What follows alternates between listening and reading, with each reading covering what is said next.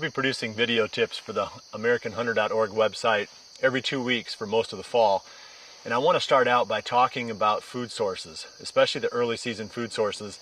As you can see, I'm standing next to an oak tree right here with acorns on it.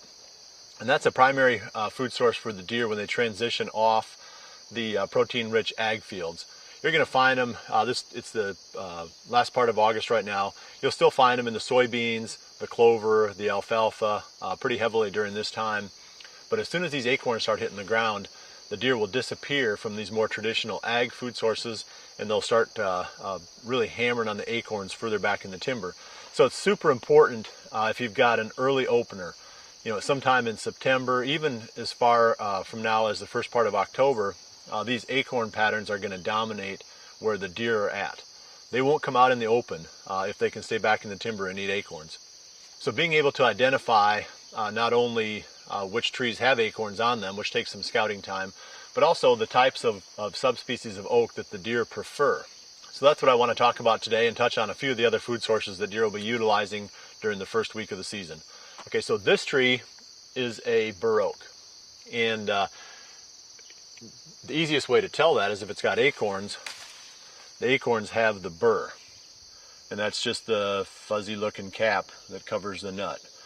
It's got the biggest leaf of any that I'm aware of in the oak family. It's got the rounded lobes, kind of a big elephant ear type of a leaf.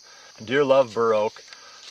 They are in the white oak family, and in general, the white oak acorns are more preferred than the other acorns. So I'm going to walk along the edge of the timber here and see what else I can find. I'll show you some more of the oak trees, talk a little bit about how to do this scouting yourself, and what the deer prefer to eat.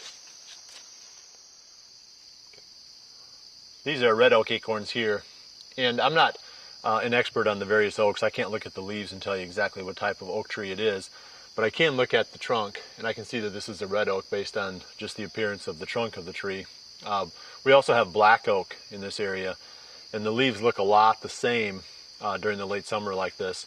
During the fall, when the leaves have changed colors, the red oaks tend to be a little bit more of a red color, and the black oaks tend to be yellow. So you can tell them apart at that time, but right now, and you can see the size of the acorn is smaller than the Bur Oak. You can see this is a lot smaller leaf with the real pointy little ridges on the ends of the lobes.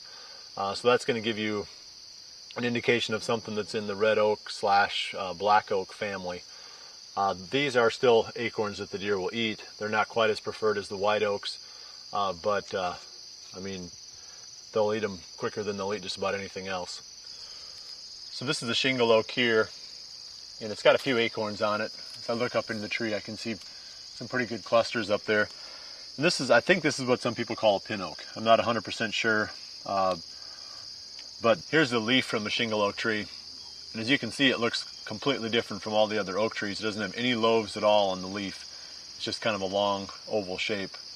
This is, like I said, it's an acorn that drops late. So it's one you might want to keep an eye on when you're scouting at this time. It might not work for you during the first week of the season, but it might be a really good spot to check out early November, late October in the area where you hunt. This is a black oak tree, and it's got quite a few acorns on it too. And some people say that this is the least preferred of all the acorns. I don't really know about that. I do know that the deer like to eat them because I've seen it happen quite often. So I would not turn my nose up at any oak tree that's got acorns on it. I'd pay attention to where it's at, and then when the time comes for the season to open, check it out and see if the deer have been using that area. I'm pretty sure you'll find that they have. This is the leaf. Let me grab a better one here. Looks like it's a little bit bigger than the red oak, but it's got a lot of the same configuration. Again, I'll say it again. I'm not an expert on identifying the different types of plants, but I do know this is a black oak because, again, I go back to the tree trunk, and you can see the tree trunk is real broken up.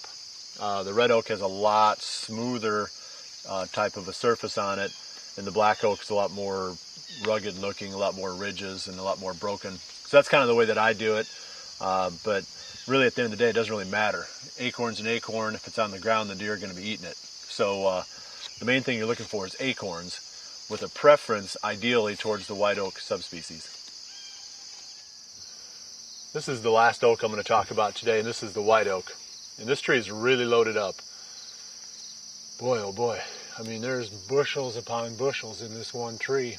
I've seen it before where when the nut starts to mature, the whole tree almost looks yellow because there's so many acorns on it. Looks like this tree is going to fall into that category this year. Again, it's going to be a tree by tree basis. You'll find some white oaks in your area that don't have any acorns on, and you'll find a few like this that are loaded up, but most of them will probably be someplace in between, assuming it's a white oak year where you're at. It's easy to identify them because they're like the Bur Oak in the fact that they have the rounded lobes on the leaf, but the leaf's a lot smaller. Obviously, it's a bunch smaller than those big elephant ear Bur Oak leaves. This would be a big white oak leaf, and you know, it's a lot smaller, like I said, than the Bur Oak. So, and also the acorn doesn't have the, you know, the big burr hat on it. You know, this one's got the more standard looking acorn cap on it. This is what the deer really want. When the white oaks are dropping, this is where the deer are going to be. They're going to be piled in underneath these trees. This tree right here would be a great spot for a stand, probably sometime around the middle of September through early part of October.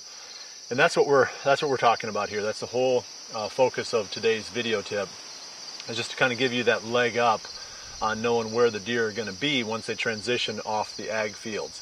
Right now you can still go out and find them in the open, but that's not going to last a whole lot longer. This is where they're going to be, digging these things up off the ground. So one last thing I'm going to talk about real quick, and then we'll call it good for this week. Like I said, the deer are in the green crops right now. They're in the alfalfa and they're in the green beans.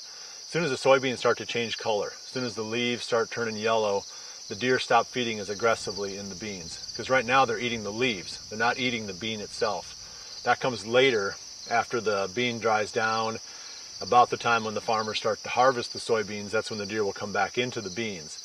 As soon as they turn yellow, or start to turn yellow, the deer begin to move away from them. And that's about the time when the acorns are dropping anyway.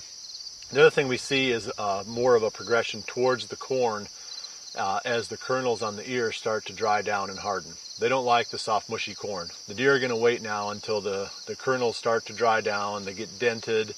And again, that's sometime around the middle of September in most areas.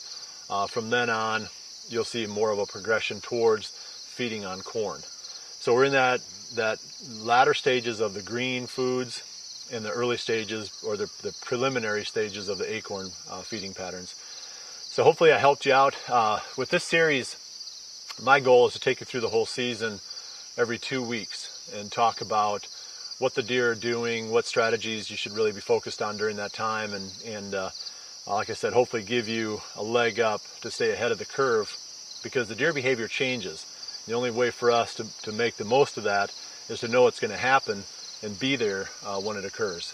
So I appreciate you joining us. We'll see you right back here again in a couple of weeks for the next video tip here at AmericanHunter.org.